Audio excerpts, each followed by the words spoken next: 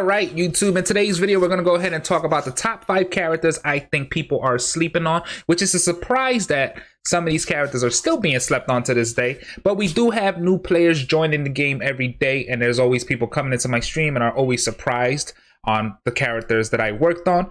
They didn't know that these characters are good, but don't worry. A lot of these characters I slept on in the beginning too as well. So I'm going to go ahead and talk about these characters and why they are really good and you should work on them, especially if you're free to play. But before we jump in, of course, smash that like button and sub if you're new here. We're on the road to 1900 subs. It'd be greatly appreciated if you can help me get there. And also comment down below, hashtag OG Road to God. You know the vibes. Let's get into it.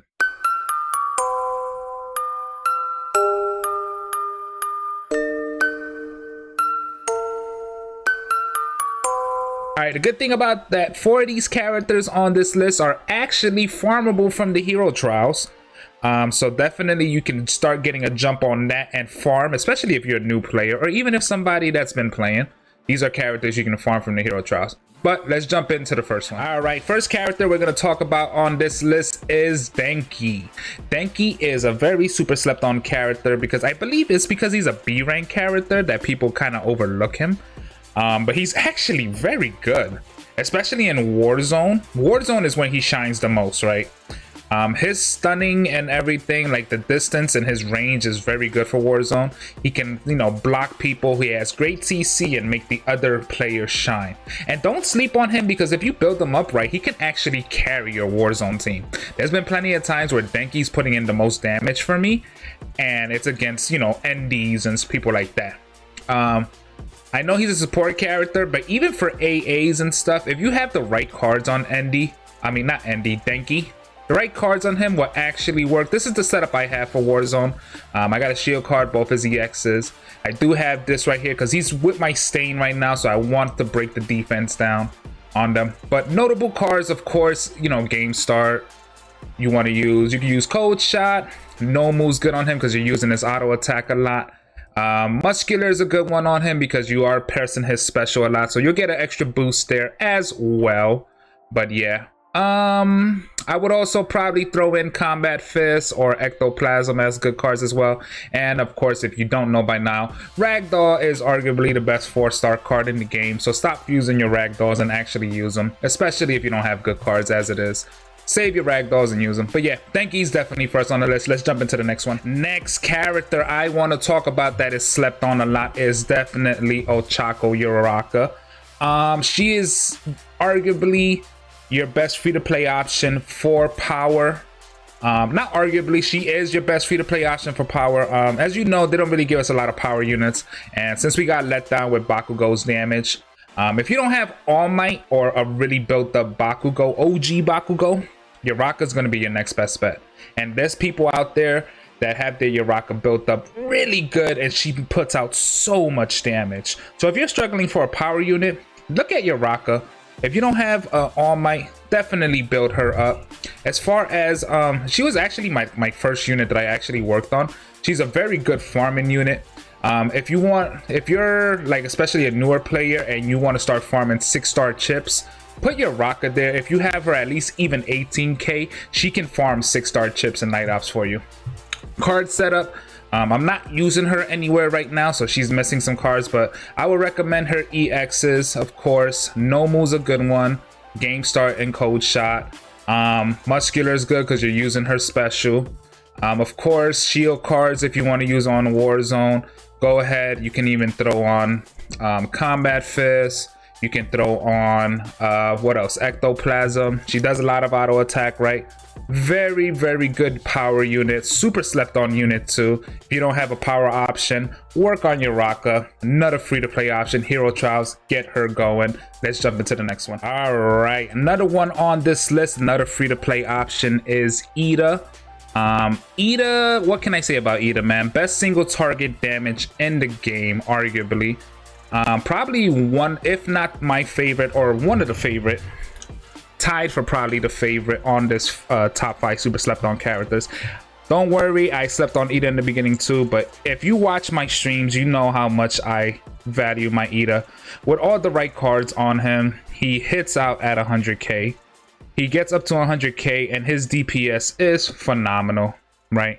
If you're struggling on events like mock contest, boss raid, virtual battleground, Eata can easily get you the top 10 if you build them up right. He starts to be usable at SS because you can build out his tree. His whole tree is amazing for him. You want to get all of that set up.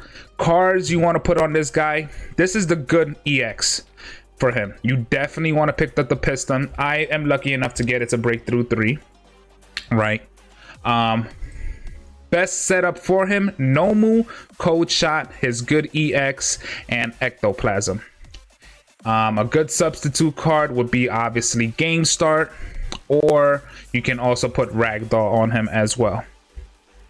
But his best setup is the first 4 that I said. Definitely recommended if you're struggling with any of the top 10 events. You know, like I said, my contest, whatever the timed events, this guy will help you get there on the top 10. He is the reason I easily make the top 10 now. Even when I would make it to like number 9 or number 10, it was because of him. I was struggling before a lot. Eata. Once I realized how good Eata was, I built them up. Top 10 is a no-brainer now. There's times in my contest where even if he's negative 50%, he still gets me to like number 3 on my contest, even with the damage reduction. It's crazy. This man is a beast. Work on your Eata. Even if you have speed characters, you won't regret it. Let's jump into the next one. All right, and then this one right here could be arguably free to play, right? It just depends how lucky you get. She was a battle pass unit, and you could get her from the battle pass free to play even if you didn't buy her. So technically free to play. You can summon her, luckily. I guess any unit's technically free to play, but she is more free to play than other units. The reason I think Mina is slept on a lot, right, is because people look at her as like a damaging character, and she's also technical. You obviously have like ND and stuff right here, but her role is support. And another reason why she is slept on a lot is because you don't really get to see her support until she hits triple S, right? Because once you get this skill right here, all enemies hit by this attack will lose 1.5% defense per hit, 4 seconds up to 10 times. Basically, it's adding the Pinky card to her kit. If you know what Pinky is, she basically gets that added to her kit, and then she also gets to buff the team. So now she's making the rest of your team hit harder. So a lot of people don't realize that Mina is a top tier support.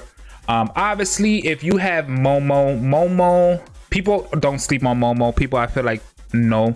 But if you don't know, honorable mention, I guess we'll throw Momo as an honorable mention. If you have Momo, this skill right here, even at S rank, you can get, where is it? In the talent tree. As long as you have this right here, she buffs your units, buffs the whole team by 20%. So honorable mention, Momo is also on here, but I feel like people know the Momo strat, but people don't know the Mina strat, because people overlook Mina and say she's bad when she's actually a very good unit. Especially if you're a smaller player and you're getting carried in assessments, she can make the other 2 strong players hit harder. But yeah, Mina is definitely on this list, in my opinion. People seem to oversleep her, and this is just by going off of just talking to people, right? But let's get to the final character on the list. All right, final character on the list, and I am also guilty of sleeping on her, is Froppy. If you guys watch my streams, you know how highly I speak of Froppy. She is top 5 on my top characters in the game. It's crazy how much she is slept on. She 1v3 so many times in Warzone. She has crazy damage. If you know how to actually play her, I've seen some people put some crazy numbers up. She even can one-shot in Warzone, which is kind of nutty. My setup for her is here. Let me show you the cards. This is my setup right now for her. I have 2 shield cards, and then I have Cellophane and Mustard for her burst. Cellophane is there because she gets that early burst and you want to just rock people. And then of course the active cards for whatever you want, right? But yeah, Froppy is amazing. I'm telling you, don't sleep on Froppy. She's really up there. She's top 5 for me in the game. Top 5 for me, like as far as characters. And that's crazy because you know some of the characters we have, right? But yeah, super slept on unit. She will help you out in Warzone. She helps you out in AA. She's good everywhere. Work on your Froppy, especially if you're struggling in super co-op in Warzone. Her and Denki are so slept on, and they're amazing in those game modes. But yeah, that's what I got for you guys. Let me know what you guys think in the comment down below. Who are your top 5? Do you agree with me? Do you have different people do you think people are sleeping on? Let me know. I'll be very curious to find out. As always, I'll catch you in the next one. Stay safe, stay blessed.